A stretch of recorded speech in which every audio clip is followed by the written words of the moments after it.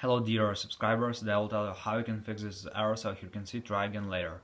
So why you see this error and how you can also fix it. So first thing you can try also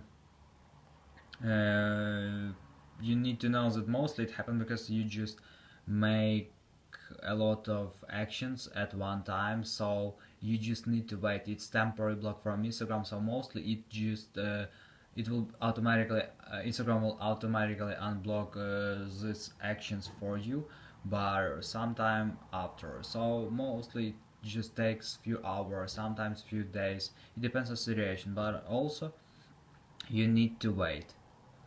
So and also you can try another way. You can try to use another device, or you can try to change your network.